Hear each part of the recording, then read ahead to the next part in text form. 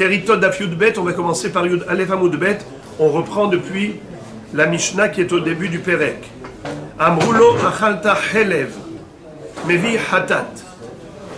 Quelqu'un à qui deux témoins, je me suis engagé en disant deux témoins. Il n'est pas écrit qui a parlé, combien ils étaient ces personnes. Il y a écrit tout simplement Amrou lo. On a dit à un homme, tu sais, tu as mangé du helev. Tu étais là dans un banquet, tu as cru que c'était avec la hashgaha du beddin. Sache que non, il n'y avait pas de hashgaha. Tu as mangé du helev, tu as mangé de la graisse interdite. On le sait, qu'un homme qui a mangé du helev est hayav karet, si c'est bémézid. Mais béshogeg, il est hayav hatat. Il doit apporter un korban expiatoire. Qu'est-ce qu'elle nous dit cette Mishnah? Que même un homme qui ne s'est pas rendu compte de par lui-même de sa faute, il a été informé par des gens étrangers, c'est quelqu'un qui l'a vu manger, il lui a dit, tu sais, tu as mangé du helev. On peut expliquer ainsi. Alors en tout cas, cet homme-là doit apporter un korban hatat. Bien que la reconnaissance de la faute ne provenait pas de lui-même, c'est une information qu'il a reçue de l'extérieur, tout de même, ça entraîne un korban hatat. Ça, c'est le premier cas de la Mishnah. Deuxième cas, Ed Omer Achal, Ve'ed Omer Lo Achal. Ou bien, Isha Omeret Achal, Ve'isha Omeret Lo Achal. Mevi Hacham Talouy. Imaginons qu'il y ait opposition entre deux témoins, même si c'était des femmes qui en général ne sont pas habilitées à témoigner. On sait que la Torah écrit Ve'amdu shene anashim et pas nashim. La femme ne peut pas déposer au beddin, elle ne peut pas apporter un témoignage. Mais il y a des choses pour lesquelles, oui, elle a la faculté à témoigner. C'est par exemple des sujets de Issourim. Si la femme te dit que la viande est cachère ou la viande n'est pas cachère, tu peux compter sur son témoignage. Et d'où on apprend qu'elle a cette crédibilité. On apprend de la Nida. Une femme qui dit à son mari, je suis Nida, elle est interdite. Elle dit à son mari, j'étais au mikvé, après toute la procédure nécessaire, avec les vérifications, le Hefsek Tahara, les bdikot et ainsi de suite, tu peux lui faire confiance. Ce qui veut dire que dans le domaine du Issour Veheter, la femme est crédible. Donc c'est le cas. La femme lui dit, il y en a une qui dit, tu as mangé du helev. L'autre lui dit, non, tu n'as pas mangé du helev. C'était cachère. Eh bien, dans ce cas-là, puisqu'il y a une opposition entre deux témoins ou deux femmes, mais via Hacham Talouy. Pourquoi Hacham Talouy? Car nous le savons, qu'à chaque fois qu'une personne a un safek, est-ce qu'elle a commis la faute qui est passible de korban hatat ou pas, elle doit apporter Hacham Talouy. On a déjà expliqué que ce korban de Hacham Talouy a pour faculté de protéger la personne de toutes les accusations célestes. Le Satan prétend que cet homme a fauté. Grâce au korban Hacham Talouy, cette personne sera en sécurité. Mais le jour où elle aurait clarifié sa situation, pour un oui ou pour un non, si par exemple on lui dit que oui c'est vrai, tu as fauté, avec certitude, eh bien il devra apporter un korban hatat, bien qu'il ait apporté korban Hacham Talouy. Et le Hacham Talouy aura servi provisoirement à le protéger et le préserver de toutes sortes de sanctions divines. On le sacrifie le Hacham Talouy? Oui, le Hacham Talouy c'est un korban Hacham Talouy. Alors, c'est ça ce qui va se passer. Étant donné qu'un Ed dit qu'il a fauté, et un aide dit qu'il n'a pas fauté, donc il a un safek. Dans le cadre d'un safek, alors il apporte Hacham Taloui. Ça, c'est le deuxième cas d'Amish. Troisième cas. Aide Omer Achal. Veu Omer Lo Achalti. Patour. Là, on a ici une opposition entre la personne concernée et un témoin. Il y a un témoin qui dit « Tu as mangé du chelev ». Lui, il dit « Je n'ai pas mangé de chelev ». Alors, qu'est-ce qu'on fait dans ce cas? Il n'y a pas de korban. Quatrième cas. Shnaim omrim achal, veu omer lo achalti. Rabbi Meir mechayev, vachachamim potrim. S'il y a deux personnes qui lui disent « Tu as mangé ». Tu as mangé du chelev. Et lui prétend que non. Rabbi Meir, qu'est-ce qu'il dit? Hayav hatat. Mais Chachamim disent pas du tout. Il n'est pas tour de hatat.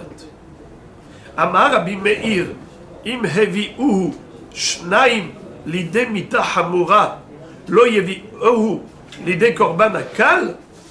Quelle est la svara de Rabbi Meir qui prétend que cet homme-là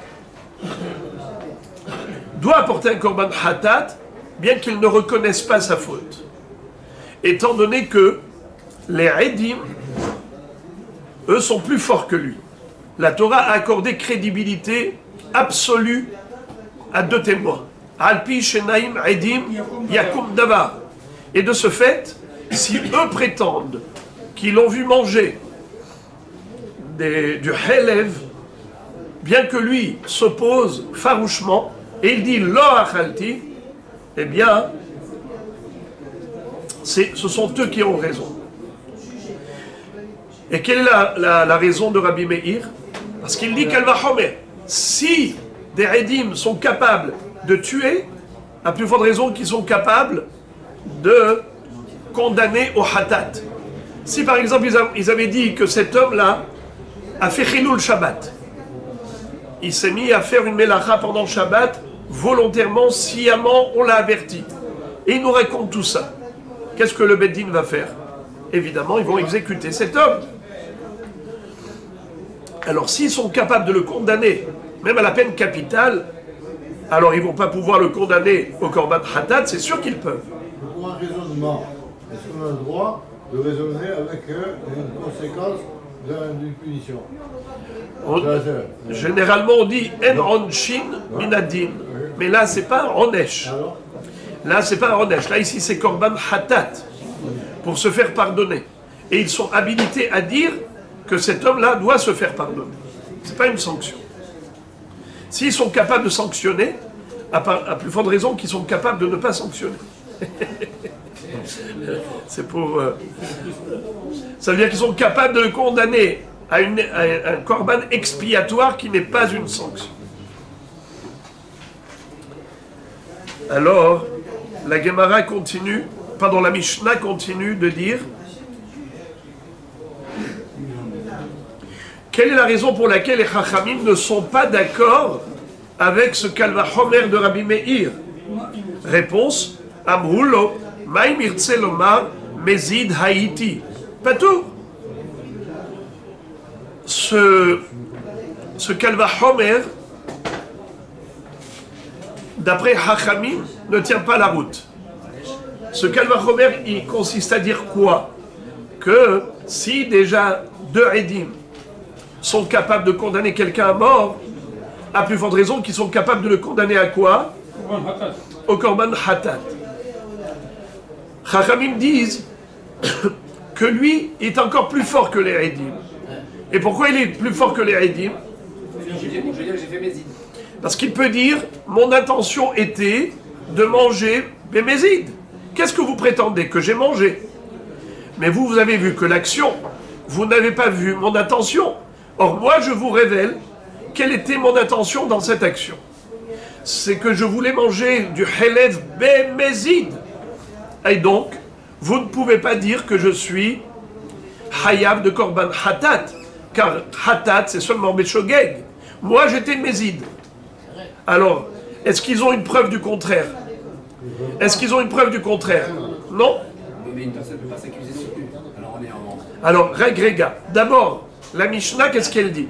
Étant donné que cet homme peut dire « je suis Mézid » et donc je ne suis pas Hayav Hatat, alors ça, les Eidim ne peuvent rien faire contre cela. Donc maintenant qu'il a Migo, c'est-à-dire puisqu'il aurait pu prétendre qu'il était Mézid, et par rapport à l'argument de Mézid, les Eidim n'ont aucun moyen de s'y opposer, puisqu'ils ne connaissent pas son intention, et lui nous révèle que son intention était Mézid. Et à ce moment-là, il aurait été patour de Hatat. Alors même maintenant, ils ne peuvent pas le condamner à un Hatat quand ils te disent « il a mangé » et lui dit « je n'ai pas mangé ». Il faut le croire. Pourquoi il faut le croire? Parce qu'il a un Migo. Migo qu'il aurait pu dire « le Achalti ». Pardon, Achalti. Qu'est-ce que vous prétendez, Achalti? Achalti. Bémézid. Et donc je suis patour de Hatat. Oui. Regarde. Je voudrais juste que vous compreniez ça d'abord. Ça c'est le contre-argument de Hachamim à Rabbi Meir. Toi, Rabbi Meir, tu as dit Kalva Homer. Si déjà ils peuvent le condamner à mort, à plus forte raison qu'ils peuvent le condamner au Hatat. Même s'il lui dit je n'ai pas mangé, eux ils disent tu as mangé, ils peuvent le condamner au Hatat. Hachamim disent à Rabbi Meir pas du tout. C'est lui qui est encore plus crédible que le témoin. Car lui il a un argument plus fort. S'il voulait se donner raison, s'il voulait simplement se dispenser, s'exempter d'un korban hatat, il avait le moyen, malgré le témoignage des Edim, qui disent Achalta hatat beshogeg, il leur dit hein, moi je suis pas chayav hatat pour autant. Même si vous dites que j'ai mangé, je suis pas chayav pour autant. Parce que qu'est-ce que vous dites? Achalta beshogeg. Vous dites deux choses, que j'ai mangé et beshogeg. Pourquoi vous êtes dans ma tête, vous? Vous savez quelle était mon intention? J'ai mangé comme vous dites, Bémézid. Allez, allez-y maintenant dormir. Partez d'ici. Vous ne pouvez pas me condamner au hatat. Bémézid, on est chayav karet. Le bonhomme il dit, je suis chayav karet. Je suis pas chayav hatat. Laissez-moi tranquille. Il aurait pu leur dire ça. Puisqu'il a ce mingo, alors on devrait lui accorder crédibilité. Donc il a raison. Voilà comment Hachamim donne raison à l'homme plutôt qu'au Edim. Hier, on a vu Tosfot qui posait deux questions. La première question de Tosfot, c'est que Migo, Bimkom, Edim, Lo Amrinan. Depuis quand on donne raison à quelqu'un parce qu'il a un Migo contre des Edim? Mais la force de crédibilité la plus forte dans le monde, d'après la Torah, c'est deux témoins. Les deux Edim sont plus forts que le Migo. Alors c'est vrai que lui, il a un Migo, c'est-à-dire tu dois le croire parce que s'il voulait mentir, il aurait pu mentir autrement et de manière convaincante, par le Migo. C'est ça, il aurait pu donner un autre argument. Au lieu de dire lo achalti pour se dispenser du hatat, il aurait pu dire mieux. Achalti comme vous dites, mais bémézid. Du fait qu'il n'ait pas dit ça, donc ça veut dire qu'il dit vrai. Quand il dit je n'ai pas mangé, il faut le croire plus qu'aux Edim qui disent qu'il a mangé. Tosfot disent ah bon, on a déjà appris dans ma sechet Baba Kama que Migo Bimkom Edim, pardon, Baba Metzia Daf P Aleph, Migo Bimkom Edim, l'Amrinam, le Migo ne marche pas contre des Edim. Deuxième question de Tosfot, c'est que dans Kiddushin Daf Nun, il est écrit que En Adam Mesim Atzmo Racha. Ça s'écrit dans plusieurs endroits, que En Adam Mesim Atzmo Racha. Mais dans la Gemara Daf Nun de Kiddushin, on voit là-bas qu'on ne pouvait pas dire Migo lorsqu'un homme aurait pu utiliser un argument en se rendant Racha. Or c'est le cas. Qu'est-ce que tu dis? Il faut le croire. Parce que s'il voulait mentir, il aurait pu mentir. Comment? En disant je suis hyper rachat. J'étais pas shogeg, j'étais mézid. Quand j'ai mangé le helev, c'était avec une intention de faire une avera. Donc ça veut dire quoi? Que aux yeux du Beddin, il est en train de ternir son image et de se donner une image de rachat. En adam mesim atzmo racha. Et on ne le croit pas. Quand un homme dit je suis racha, on ne le croit pas. Alors c'est quoi cet argument-là que tu lui donnes? Tu lui accordes crédibilité, migo qu'il aurait pu dire quelque chose qu'il n'a pas le droit de dire. C'est-à-dire qu'il n'aurait pas été crédible en disant cela. En adam mesim atzmo racha. On casse les rachamim là. Comment Hein? On casse les rachamim. Donc on casse le migo de Chachamim. Le migo de Chachamim, comment Chachamim ont pu dire ça? C'est la kushia de Tosfot. C'est la double question de Tosfot. Tosfot ont répondu, regardez Tosfot, Veyesh Lomar. Comment est-ce qu'ils ont expliqué? L'écart Yesh Lomar, Deha de Ne'eman Hacha, de Mitaretz Dibure, de Ikal Ememar, Hade Amar Lo Achalti, Rotse Lomar, Lo Achalti Shogeg, Ela Mezid, Ve'achi Pirusha. Migo Deibae Amar, Mezid Haiti Patour, Hashtanami, מה שאמר לו אכלתי, כך רצה לומר. ואחי מתרצינן מילתה, דבאחי הידעתו.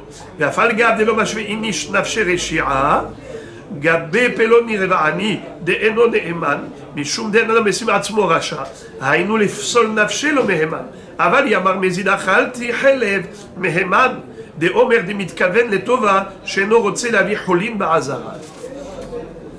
תוספות disent qu'en fait cet homme-là, quand il dit lo achalti, il dit au Edim, qu'est-ce que vous dites achalti?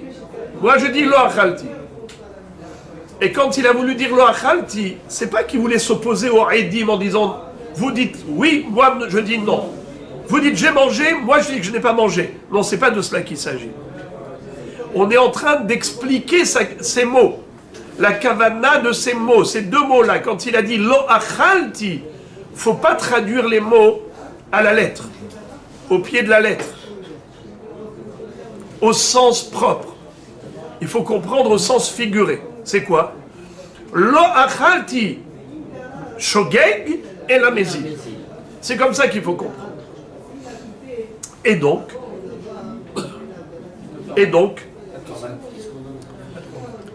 il n'y a pas de korban bémézi. Oui, mais on a dit que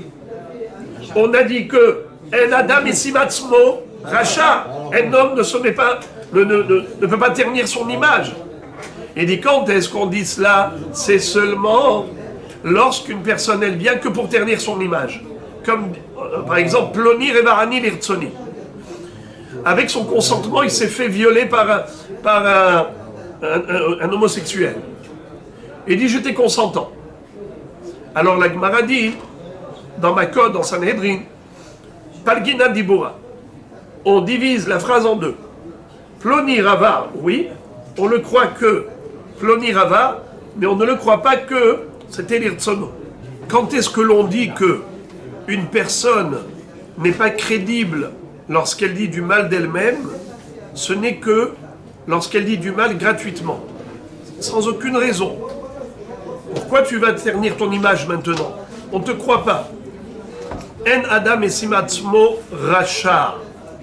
Par contre, dans le cas où il dit ça non pas par rapport au passé, mais par rapport au futur, c'est-à-dire que s'il reconnaît ce que disent les Edim, comme quoi il a fait une avera beshogeg, donc il doit apporter un korban hatat. Mais qui dit korban hatat dit que c'est une obligation d'apporter un sacrifice expiatoire. Mais dans la mesure où lui le sait, qu'il n'était pas shogeg, il était plutôt mézid. Il est le seul à connaître sa propre intention. Il se dit, déjà dans le passé, j'ai fait une avera bémézid. J'ai mangé du helev bémézid. Maintenant, qu'est-ce que je vais faire? Je vais apporter un korban hatat, comme ces Edim me disent.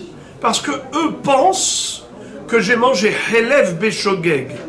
Alors d'après eux, il faut que j'apporte un korban hatat. Mais moi, je le sais pertinemment que j'ai mangé bémézid. Donc si j'apporte un korban hatat, c'est un korban qui est injustifié. Si c'est un korban injustifié, comment ça s'appelle? Hulin ba'azara. Une bête profane qui a été shritée dans le Beth Amikdash, c'est une avera. On n'a pas le droit de faire la shrita d'une bête profane dans le Beth Amikdash. Alors, Ça s'appelle Hulin Ba'azara. Alors donc maintenant, qu'est-ce que je vais faire? J'ai déjà fait une Avera grave dans le passé.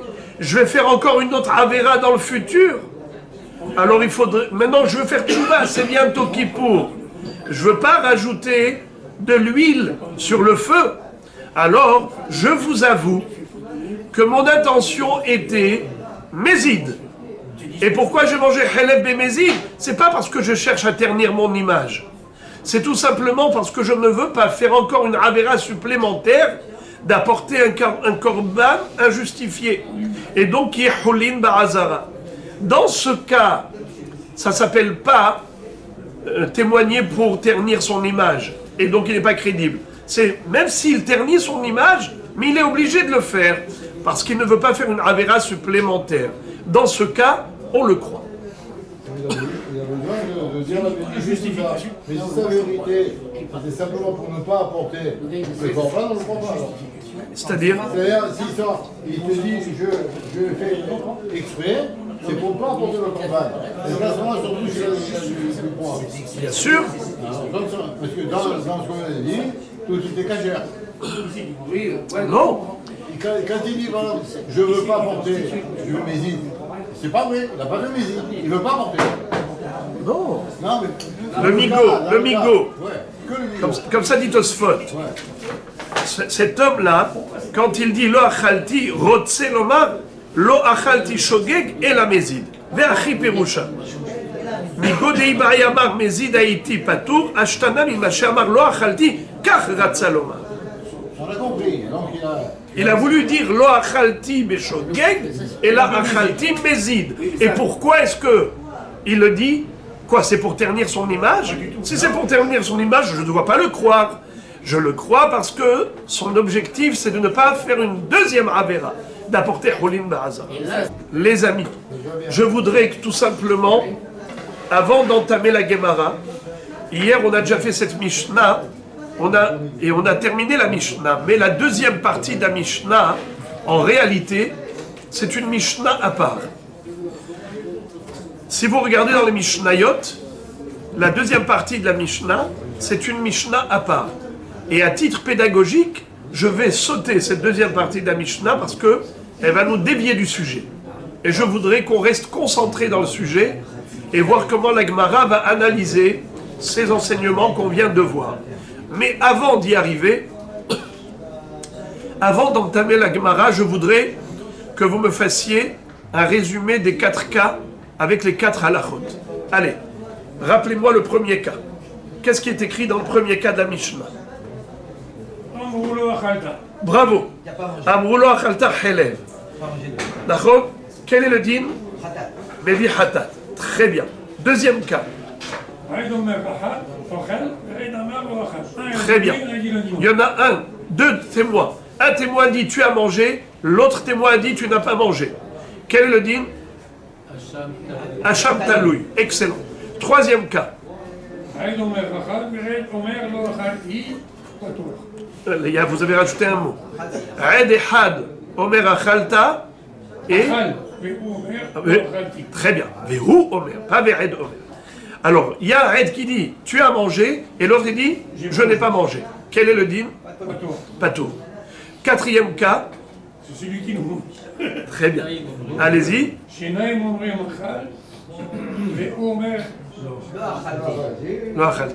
Quel est le din? Il y a deux témoins qui disent tu as mangé. Et lui il dit je n'ai pas mangé. Quel est le din? Mahloket. Selon Rabbi Meir, il est Hayab Hatat. Selon Hachamim, il est Patour de Hatat. Rabbi Meir, il a un Kalva Homer. Hachamim, ils ont un Nigo. Alors, et nous on croit le Nigo. On va prendre le. Alors, Rabotai, je répète, je résume très rapidement. Premier cas, Amroulo Achalta Helev. Le din, Hayab Hatat. Deuxième cas, un Aid dit tu as mangé. Un autre Aid lui dit tu n'as pas mangé de Helev. Quel est le din? Hacham Taloui. Troisième cas, un Aid lui dit tu as mangé du Helev. Lui dit je n'ai pas mangé. Le din, Pato. Quatrième cas, deux Aidim lui disent tu as mangé et lui renie. Lui il nie. Il dit c'est pas vrai. Je n'ai pas mangé. Quel est le din? Mahloket. Selon Rabbi Meir, Hayab Hatat. Selon Hachamim, Patour de Hatat. Et maintenant, commençons la Gemara. Gemara, Katane, Amrulo, Achalta Helev, Mevi Hatat. La Mishnah nous a enseigné que si on lui a dit tu as mangé du Helev, eh bien, il doit apporter un korban Hatat. La Gemara analyse et elle dit Amrou, ils lui ont dit tu as mangé du Helev, Hayav Hatat. Ils lui ont dit au pluriel Amrou Kama Havian, traîne. Combien c'est le minimum du pluriel? Deux. Donc, ça veut dire qu'il y a eu 2 témoins qui ont dit à cet homme tu as mangé du Helev. Et maintenant, la Gemara dit Vehu ma amar lehon. Et lui, cet homme concerné, l'accusé, qu'est-ce qu'il prétend? Qu'est-ce qu'il a rétorqué à ces 2 témoins qui lui ont dit tu as mangé du Helev? Elima de shatik velo kamar hishleu. Est-ce qu'on parle d'un cas où cet homme s'est tu? Il n'a rien dit. Il a entendu et il s'est tu. Alors c'est ce qu'on appelle qui ne dit mot consent. D'accord? Elima de shatik velo kamar hishleu.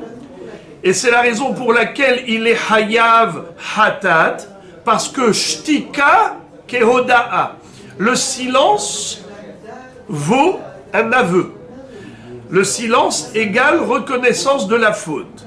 Si c'est comme ça, et la shtika detren hu de mevi hatat, al shtika de had lo, ima metziata, ed omer achal, vehu omer lo achalti, ta'ama demar hishle, aval shatik mihyav, chol sheken tre. Qu'est-ce que ça veut dire? La Gemara dit, si tu comprends que le premier cas de la Mishnah, où il est écrit Amrou, et tu comprends que Amrou ça veut dire 2, qui lui ont dit tu as mangé. Et lui, comment a-t-il réagi? Réagit par le silence. Alors ok, il s'est tu, c'est pour ça qu'il est Hayav Hatat. D'accord? Mashma que s'il n'était pas 2, s'il n'y avait qu'un seul, quel aurait été le din? Achtika dehad ima lo. Qu'est-ce que ça veut dire?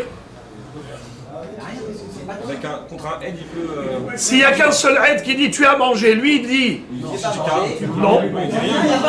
Pardon. Et lui il s'est tu. Excusez-moi, pardon.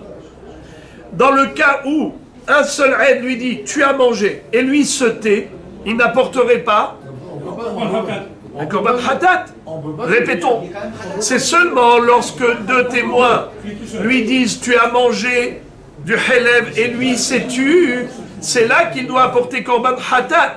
Mashma que s'il n'y avait qu'un seul aide qui lui disait tu as mangé, j'ai vu que tu as mangé du Helev et lui se tait, mashma qu'il n'apporte pas un korban hatat puisqu'il y a écrit amrou au pluriel. Ça veut dire que c'est seulement s'ils étaient 2 qui peuvent le condamner au hatat lorsqu'il se tait.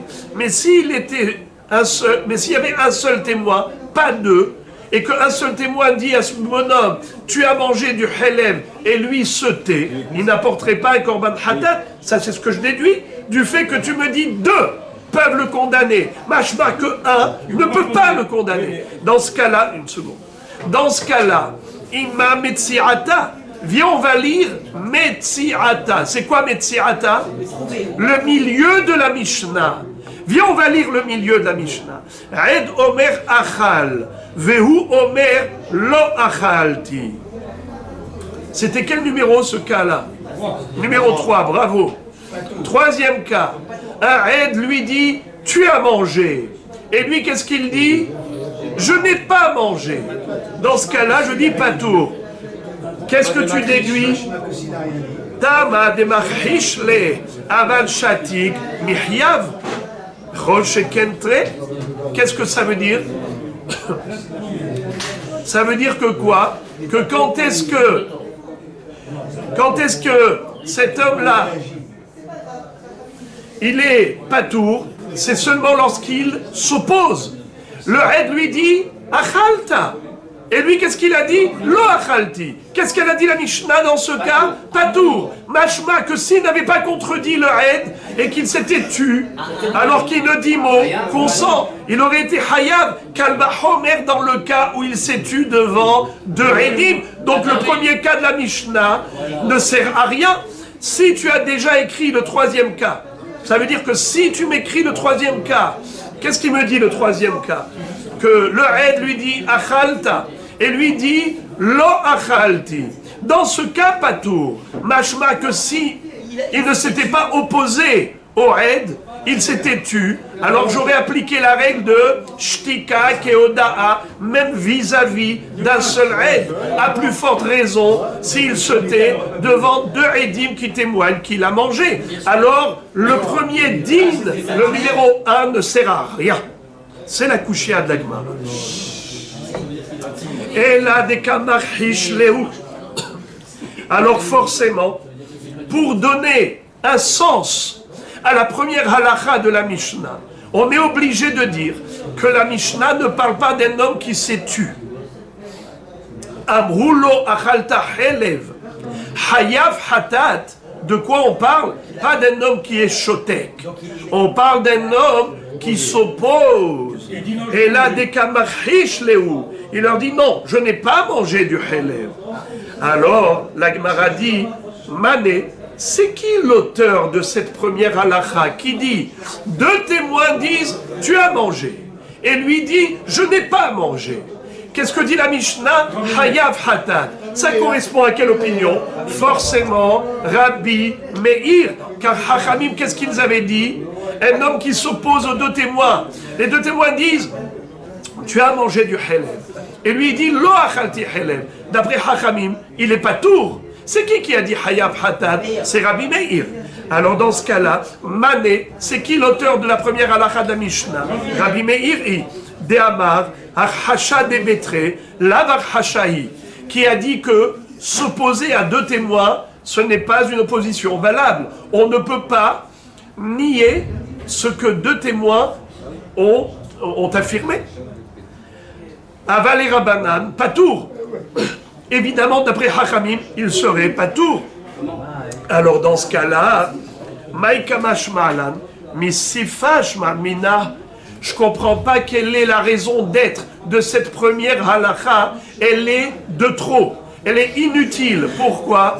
Mais Sefa, Kamash Ma'ale. Déjà, quand tu lis la Sefa de la Mishnah, tu lis là-bas Mahloket, Rabbi Meir et Hachamim, dans le cas précis où deux témoins disent Achalta, et lui dit Lo Achalti. Rabbi Meir dit Hayav Hatat, Hachamim disent Patour. Alors s'il te plaît, tu peux me dire quel est le sens de la première halakha? Ça ne sert à rien ce que tu as écrit, franchement. Pourquoi tu m'as écrit la première phrase? Tu m'as écrit Amrulo, Achalta Helev, Hayav Hatat. De quel cas on parle? Amrulo, c'est au pluriel. Donc c'est deux témoins. Et lui, de deux choses l'une. Soit il s'est tu, soit il s'est opposé. S'il s'est tu, ça veut dire que quoi? Il a accepté. Et alors quand tu dis Hayav Hatat, sous-entendu que s'il s'est tu par rapport à un, il n'est pas Hayav Hatat. C'est pas vrai? Dans la Mishnah, qu'est-ce qu'on avait dit? Que quand il y en a un qui lui dit Achalta, si lui il dit Lo Achalti, patour. Machma que s'il s'était tu, Hayav. Alors à plus forte raison quand il y a deux témoins. Alors Badaïk s'est opposé. S'il s'est opposé, pourquoi tu dis Chayav Ratat? Ah, comme Rabbi Meir, et pas comme Hachamim. Boker Tov, tu me l'as déjà dit dans la Sefa, pourquoi tu l'as dit dans la Recha? En plus, dans la Recha, tu me dis les choses qu'à moitié. Tu me dis Chayav Hatat. Et c'est qui ça? C'est Rabbi Meir. De toute façon, après, à la fin, tu vas me dire Rabbi Meir dit Chayav, Hachamim dit Patour. Alors, quel est le sens de la première phrase de la Mishnah qui paraît totalement inutile? C'est ça la couchée à l'Agmara. L'Agmara de répondre quelque chose d'extrêmement surprenant. Harikama, Davarze, Mahloket Rabbi Meir ve Rabbanan, Vehu de Kamarhish Leo. Qu'est-ce que ça veut dire? Au début, la Stam Mishnah Stam Mishnah Rabbi Meir. Qu'est-ce que ça veut dire? Au début, on te donne des halachot stam. 1, 2, 3, 4. Mais en réalité, il n'y a pas 1, 2, 3, 4. La première et la quatrième, c'est la même. Simplement, c'est que, en quelque sorte, comme Rabbeinu Akadosh toujours, il est sotem les Mishnayot, comme Rabbi Meir, c'est ce qu'il a voulu faire. Il t'a mis au début, Stam Mishnah Rabbi Meir. Et après, il a eu pitié de toi, pour que tu comprennes, que Bémet Hachamim ne sont pas d'accord avec la première halakha. Et que s'il a écrit, il a écrit que d'après Rabbi Meir. Donc d'abord, il t'a écrit Amrulo, Achalta Helev, Hayav Hatat. Et à la fin, il te dit, après t'avoir donné tous les stams, 1, 2, 3, maintenant il te dit, dans le fort, je t'explique la première. La première où je te dis Amrulo, Achalta Helev, Hayav Hatat, c'est deux témoins qui ont dit à l'homme, tu as mangé, et lui il est marchish, lui dit non, je n'ai pas mangé. Malgré tout, des Hayav Hatat, c'est qui dit ça? C'est Rabbi Meir. Mais il faut que tu le saches que c'est uniquement Rabbi Meir, car Hachamim s'y oppose. Hachamim disent que Patour mais Hatat, n'est-ce pas, puisqu'il a un migo qu'il aurait pu dire, Lo achalti shogeg et la mézid. Voilà Moraï Verabotai, un pirouche. Mais alors, Hachamim, ils sont beaucoup plus soft que Rabbi Meir en fait. Ils sont beaucoup plus capsroach que Rabbi Meir. Rabbi Meir, il est doré. Il a été plus mahmir. Alors les amis, voilà une première interprétation. Maintenant vous allez entendre une deuxième interprétation, et là vous allez vous lécher les doigts du miel de cette explication. Regardez là. Pardon? La première et la quatrième ne sont pas exactement écrites de la même manière. Normalement, si elle référait vraiment la quatrième référait à la première, on aurait pris exactement les mêmes termes. Simplement, c'est qu'au début, on a été succinct, et à la fin, on a été explicite. C'est-à-dire, après avoir enseigné des halachot succinctement, premier cas, deuxième cas, troisième cas, après, dans la quatrième position, c'est pas un quatrième cas. C'est simplement l'interprétation de la première halakha. Ika de Amré, deuxième version de l'interprétation de la Mishnah, et là vous allez vous régaler. Amrulo, Nami, Had Karele, Ditnan, Haisha, Shealach Ba'ala Limdinat Hayam, Ubaou ve'amrula met Ba'alech, Veniset, Ve'achar Kach Ba'ala Rishon, Tetse Mise ou Mise, De Kaimalan, De Afilu Behad, ממאי מדי קטני ספה, ניסית שלא ברשות, מותרת לחזור לו. מהי שלא ברשות? שלא ברשות בית דין, אלא בעדים. מכלל דרשע, ברשות בית דין ובעד אחד. על מה? גבי עד אחד קטני, אמרו. הכנה מדי קטני, אמרו לו, משמע אפילו עד אחד. Qu'est-ce que ça veut dire? Selon la deuxième interprétation de la Gemara, Amrulo achalta helev hayav hatat, qui est le premier din de cette Mishnah. En fait, c'est qui Amrulo? Ils lui ont dit. C'est comme on dirait en français, on lui a dit. C'est qui on? C'est une seule personne. Ed et had. Tu vas me dire, ah bon? Depuis quand on conjugue au pluriel alors qu'il s'agit d'une seule personne? La Gemara dit, je t'amène une preuve, il y a des exceptions. Ça existe dans le chasse. Je vais te prouver. Il y a une Mishnah où il est écrit Amrula, et pourtant c'est pas deux personnes, pas deux Edim qui ont témoigné, c'est un seul témoin. De qui parle-t-on? D'une femme Aguna, d'une femme dont le mari a disparu. Elle est toute seule. Elle ne sait pas si son mari est vivant ou pas. Arrive un témoin et il lui dit Met Ba'alech, ton mari est mort. Eh bien, Moraï Verabotai, cette femme a le droit d'aller se remarier. Écoutez bien, si jamais son mari revient sain et sauf et qu'il n'est pas mort, cette femme-là, figurez-vous, ses enfants seront mamzerim.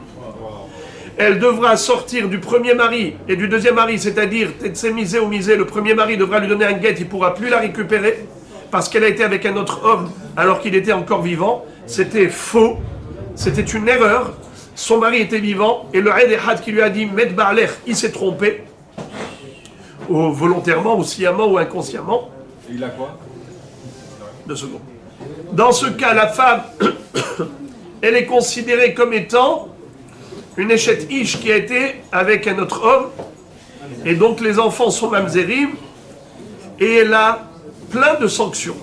Elle a lo mezonot, lo ketouba, lo blaot, elle a 16 sanctions. Hachamim lui ont fait tomber le ciel sur la tête. Et cette femme-là, pourquoi et dans quel cas ça peut lui arriver, ce drame, c'est-à-dire d'être maintenant exclue aussi bien de son ex-mari comme du nouveau. Le nouveau, c'est normal puisque son mari est vivant, mais aussi qu'elle ne peut pas revenir à son premier. C'est uniquement lorsqu'il n'y avait qu'un seul aide. Mais s'il y avait 2 aidim qui avaient dit à cette femme, ton mari est mort, 2 aidim qui sont venus, qui ont témoigné que son mari est mort, elle peut aller se remarier avec quelqu'un d'autre, et si jamais il est revenu, alors elle sortira du deuxième, elle reviendra au premier, puisque elle est considérée Anoussa. Qu'est-ce que ça veut dire Anoussa? Imaginons une femme, elle s'est faite violer. Une femme mariée, elle s'est faite violer. Elle n'était pas consentante. Est-ce qu'elle est interdite à son mari? Non, sauf si c'est un Cohen.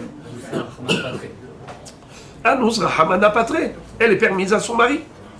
La même chose, quand 2 témoins témoignent que son mari est mort et qu'elle a été se marier sur la base de cette déposition, même si son mari revient sain et sauf, elle a le droit de revenir chez son premier mari. Pourquoi elle a le droit? Parce qu'elle est considérée. Anoussa, c'est comme si elle a été violée par le deuxième. Alors écoutez bien. Quand elle se marie grâce à 2 témoins, ça s'appelle Shelo Birshut Beddin. C'est pas le Beddin qui lui ont dit, madame, tu peux aller te remarier. C'est la Torah qui a dit. Directement, elle n'a pas besoin de passer par le Beddin. Quand est-ce que c'est le Beddin qui ont besoin de lui dire, va, tu peux te remarier? C'est lorsqu'il n'y a qu'un seul témoin. Et la question se pose, comment est-ce possible qu'un seul témoin puisse autoriser une femme mariée à se marier avec quelqu'un d'autre? Mais Ribono shel Olam, cette femme elle était chétiche, n'est-ce pas? Qui est-ce qui dit maintenant que son mari est mort? Un témoin? Tu peux croire un témoin? Al pi shnaim edim yakum davar, en davar shebe'irda pachot mishnaim. Comment est-ce possible d'autoriser une échette ish à se remarier sur la base de la déposition d'un seul témoin? Mais c'est pas possible ça. C'est contraire à la loi de la Torah. Écoutez, Rabotai. Les Hachamim, pour permettre aux Agunot de se remarier, ne pas se retrouver bloqués toute la vie, Hachamim ont dit comme ça. Isha daika ou min seva. Une femme, elle ne va pas se remarier avec quelqu'un d'autre tant qu'elle n'est pas sûre que son mari est mort. Et si elle s'est remariée avec quelqu'un d'autre, c'est qu'elle a mené l'enquête la plus profonde et la plus certaine. C'est qu'elle a été en Australie pour vérifier si vraiment il est mort et tout. Pourquoi? Parce que, étant donné que les Hachamim lui ont mis sur la tête une épée Damoclès, à savoir tellement de sanctions et de sanctions, que Tetsemisé ou Misé, Banéa Mamzerim, et que Enla Loketuba Velo Mezonot Velo Belaot, et ainsi de suite, alors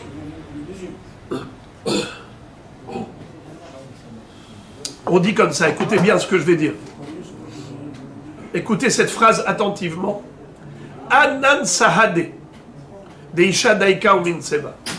On est tous témoins qu'elle a mené l'enquête la plus sûre, la plus profonde et la plus juste. Étant donné que maintenant elle risque gros, étant donné que Hachamim ont mis sur sa tête tellement de menaces, et un être humain normalement constitué n'est pas fou pour se livrer à autant de dangers, alors nous sommes nous-mêmes les témoins. Anan Sahadeh. Nous, on est témoins que le mari est mort. C'est le Beddin qui dit ça. Et comment le Beddin, il est sûr que le mari est mort?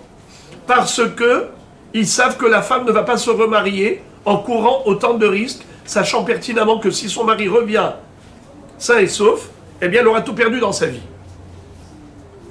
Du fait que ils lui ont mis toutes ces sanctions au cas où il revient, alors ils savent qu'elle ne va pas courir le risque de subir toutes ces sanctions. Et c'est par le biais de la menace qu'on est sûr que ce que le Aïd a dit, c'est vrai. Et c'est pas parce que le Aïd a dit que c'est vrai. Parce qu'un Aïd, c'est zéro. Alors comment je sais que ce qu'il dit, c'est vrai? C'est par elle. Parce que si elle s'appuie sur le Aïd et Had, c'est sûr qu'elle a été jusqu'au bout de l'enquête. Parce qu'elle court trop de dangers, trop de risques. Et une personne normalement constituée n'est pas folle pour courir autant de risques. Donc c'est sûr que le mari est mort. Ça s'appelle Niset Birshut Beddin. Elle a été mariée par le biais du Beddin qui lui ont dit « Oui madame, vous pouvez vous marier, bien qu'il n'y a qu'un seul aïd. » Mais s'il y avait deux aïdim, ça ne s'appelle pas Birshut Beddin. C'est la Torah qui a dit « Al-Pishnaim aïdim yakum daba ». On n'a pas besoin du Beddin là. C'est normal, ça rentre dans le cadre des règles classiques. Selon l'article 21 du Code civil. Donc, ça ne s'appelle pas Birshut Beddin. De ce fait, Rabotai, la Gemara démontre qu'il existe une Mishnah encore dans le chasse, où le verbe a été conjugué au pluriel, et pourtant il s'agit d'un seul témoin. Amrou la met ba'alech. On lui a dit que son mari est mort. C'est qui? On lui a dit Amroula. Eh bien, c'est un seul témoin. Là aussi, Amroulo achalta helev. Ils lui ont dit tu as mangé du helev. Combien de témoins? Only one. Un seul témoin. Alors maintenant, selon cette approche nouvelle, selon cette traduction de Amroulo au singulier et pas au pluriel, alors maintenant il faut comprendre quelle est la réaction de ce bonhomme. Est-ce qu'il se tait, shtika keoda'a, ou bien il est marhish, il s'y oppose? Est-ce qu'il s'oppose au aide ou bien est-ce qu'il s'est tu? Regardez. Alors je reprends dans le texte. Regardez s'il vous plaît. Ika de Amre, deuxième version. Amroulo nami had karile. Même si c'est écrit au pluriel Amroulo, ça existe. Qu'on parle d'un seul témoin et on a conjugué Amrou au pluriel. Ditnan, comme on a appris dans Masechet Yevamot Daf Pezaïn, Aïcha chez Alach Ba'ala Lemdinataya, une femme dont le mari a voyagé outre-mer. Ubaou vers Amroula Med Ba'aler. On est venu, on lui a dit ton mari est mort. Vénisset, elle s'est remariée avec quelqu'un d'autre. Aharkar Ba'ala. Et voilà que son ex-mari est revenu sain et sauf. Tetse, misé ou misé, etc. Elle sortira des deux, elle sera interdite au premier mari et également au deuxième mari, puisque vous savez, venitmea et hadla ba'al et hadla bo'el. Une femme qui a trahi son mari, eh bien, elle est interdite pas seulement à son amant, au bo'el, mais même au ba'al, même à son ex. Des kaimalan, des afilou behad, et nous avons une halakha bien connue, bien célèbre, que afilou behad, même un seul témoin qui dit met ba'alech, il est crédible pour autoriser la aguna. Mimaï, d'où on le sait, mais des katané sefa, puisque dans la même Mishnah, là-bas dans Yebamot, il est écrit à la fin, Niset shelo birshut, muteret lahzorlo. Si elle s'est mariée avec quelqu'un d'autre, elle se remarie avec quelqu'un d'autre, sans autorisation, et que le mari est revenu, alors elle est permise à son ex-mari. Et ça veut dire quoi? Elle s'est mariée sans autorisation. Maï Shelo Birshut. Shelo Birshut Beddin et la Be'edim. C'est pas qu'elle a fait sans autorisation Beissour. Au contraire, sans autorisation explicite du Beddin, parce qu'elle n'en avait pas besoin. Elle était permise de toutes les façons. Shelo Birshut Beddin. On n'avait pas besoin d'intervention du Beddin pour l'autoriser. Et la Be'edim, il y avait déjà 2 témoins, donc tout va bien pour elle.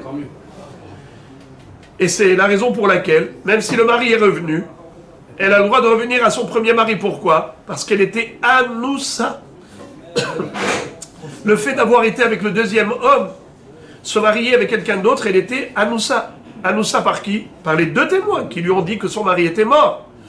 Donc, elle n'est pas sanctionnable. Elle n'est pas sanctionnable. Parce qu'elle a suivi les 2 témoins. Les enfants sont De l'inquiète quand même. Hein? Les enfants sont Mamzerim. Oui, ça oui. Les enfants du deuxième, oui. Les enfants avec lui. S'il y a une médine. Hein?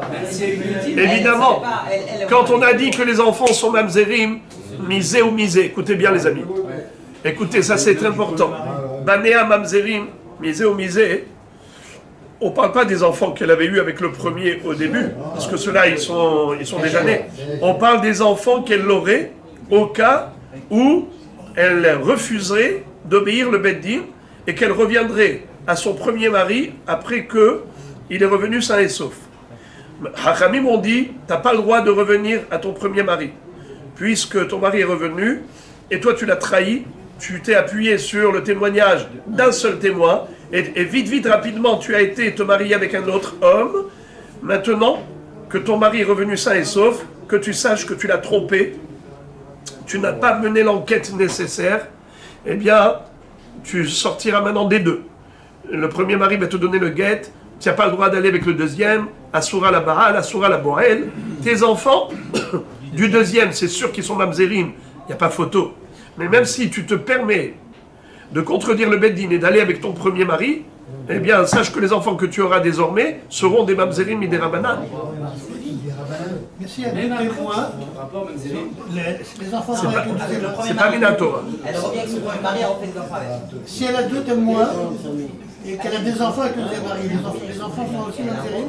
S'il y a 2 témoins. Non, pas les enfants mamzerim du deuxième, bien sûr. Mais même s'il y a 2 Évidemment. témoins, c'est pas. Une fois qu'on a compris qu'il s'agit ici d'un seul aide et qui dit à l'homme, tu as mangé du helev, et la Mishnah nous dit, Hayav Hatat, c'est la première halakha de la Mishnah, Amroulo, Achalta helev, Hayav Hatat, c'est qui Amroulo? Aide Echad. Allez, tu me dis Hayav Hatat, mais dans quel cas de figure? Hu, Maïka Amar, lui, la personne concernée, accusée, qu'est-ce qu'elle rétorque à ce Aide Echad? Elima de Kamar Hishle, si on va dire qu'il s'y oppose, Mimaïte, est-ce qu'il doit apporter un korban? Maïte, ça veut dire apporter. Mimaïte, est-ce qu'il doit apporter un korban? Veha katane metsiata. Pourtant, on a appris dans la suite de la Mishnah. Red Echad Omer Achal. Veu Omer Lo Achalti. Pas tout. C'est écrit clairement que dans ce cas, quand il dit je n'ai pas mangé du Helev, pas tout. Donc ne me dis pas que la Recha contredit la Metsiata. Donc c'est sûr que dans la Recha, on ne parle pas de quelqu'un qui s'y oppose. Et là, des chatiques. Forcément, il s'agit d'un homme qui se tait et qui ne dit mot consent. Shtika keodaa. Alors dans ce cas-là, Metsiata shma mina. Red Echad Omer Achal. Et lui, il a dit Lo Achalti. Patou. Tama de Kamar Hishle. Aval Shatik Mishtak. Haya. Je peux le déduire du 3e cas de la Mishnah. Qu'est-ce qui est écrit dans le 3e cas de la Mishnah? Un Ed lui dit tu as mangé du Helev. Et lui, il dit je n'ai pas mangé de Helev. La Mishnah nous dit que Patour. De là, je déduis qu'il est Patour seulement lorsqu'il s'y oppose. Mais s'il ne s'oppose pas au Eid et il se tait, il serait hayab. Donc je peux le déduire tout seul de la troisième halakha de la Mishnah. Alors la première halakha de la Mishnah est totalement inutile. À quoi bon de m'avoir écrit la première halakha de la Mishnah? Deuxième preuve. Et donc c'est une kushia. La réponse, Le'olam de lo marhishle, ve'achi katane, amrullo, achalta helev mevi hatat, bame devarim amurim de shatik, aval marhishle patour. La Gemara dit que, en fait, il y a un trait d'union entre la première halakha et la troisième. C'est que la première halakha, elle parle du cas de figure où il se tait, quand il entend le témoignage du Aed Ehad, et la troisième halakha, elle parle du cas où il s'y oppose. C'est-à-dire, la première halakha nous dit ça. Amroulo, c'est qui? Aed Ehad. Achalta helev, tu as mangé du helev. Et lui, qu'est-ce qu'il fait? Comment il réagit? Il se tait. Shtika keoda'a, c'est la raison pour laquelle Hayav Hatat. La première halakha nous dit Hayav Hatat. La troisième halakha, c'est comme une continuité. Et c'est comme si on avait écrit entre parenthèses Bame Devarim Amurim. Quand est-ce qu'on dit qu'il est Hayav Hatat? Beshotek, lorsqu'il s'est tu. Aval, mais s'il est marhish, s'il s'y oppose, et il contredit le Hed en disant ce n'est pas vrai, lo achalti.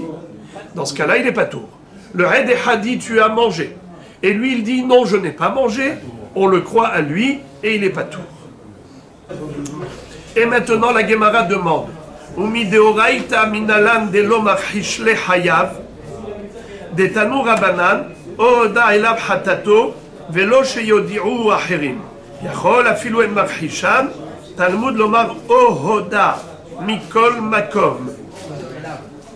Qu'est-ce que ça veut dire?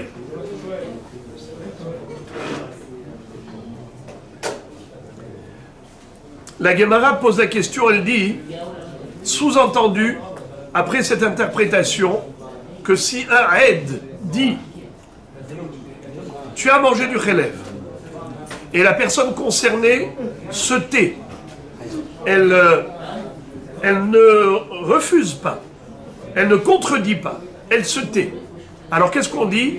Shtika keoda'a et donc hayav hatat. La Gemara se demande d'où on a déduit cette halakha.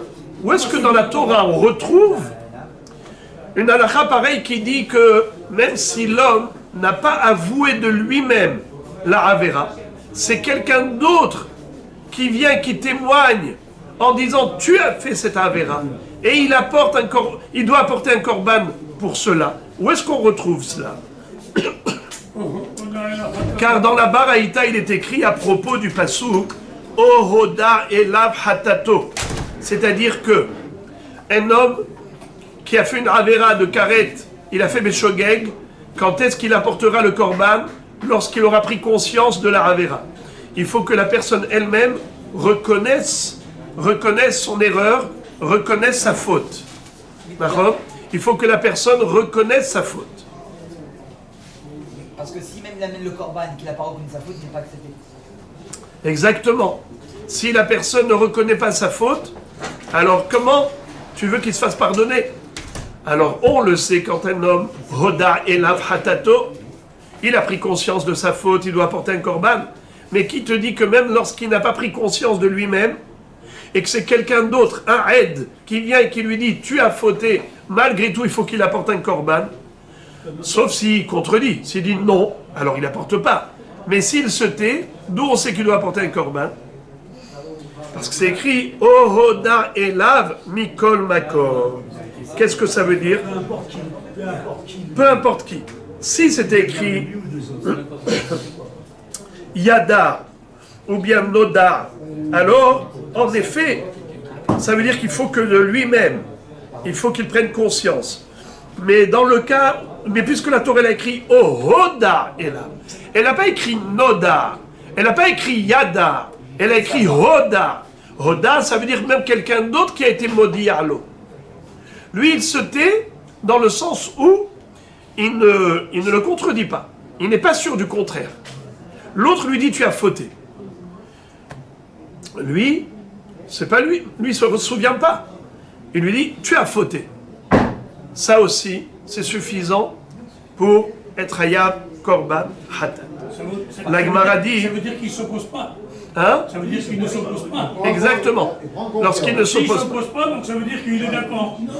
Bien qu'il ne se souvienne pas lui-même. Comme Issachar il a dit, que ce soit même une femme qui n'est pas Baal ou un enfant qui n'est pas Baal qui lui aurait dit cela, Pareil. n'est pas Baal mitzvah pour lui dire, enfin il n'a pas la là, c'est Issachar. Et le chidouche, écoutez comment la Gemara le déduit. Elle dit, Bemay Askinan, ce pasouk-là, et cette baraïta, de quoi elle parle? Elima bitreen, tren ve'en marchishan krabae. Est-ce qu'on parle du cas où il y avait deux témoins, et lui il se tait? Est-ce que tu as besoin d'un pasouk pour ça? Deux témoins viennent témoigner, toi tu te tais, tu acceptes. C'est pas shoot que tu es Hayav Korban Hatat. C'est pas pour cela que le pasouk est venu. La braïta, si elle a déduit du pasouk quelque chose, et la lave behad, qui est en marchisho meheman, shma'amina. On parle de had et katané, et la braïta, qu'est-ce qu'elle a déduit? Que la philo behad, si la personne concernée ne contredit pas le Edehad, en effet, le Edehad est Ne'eman, le Edehad est crédible, et la personne doit apporter un korban. Voilà mon Rabbi Rabotai pour ce qui en était du Daf Yud Aleph.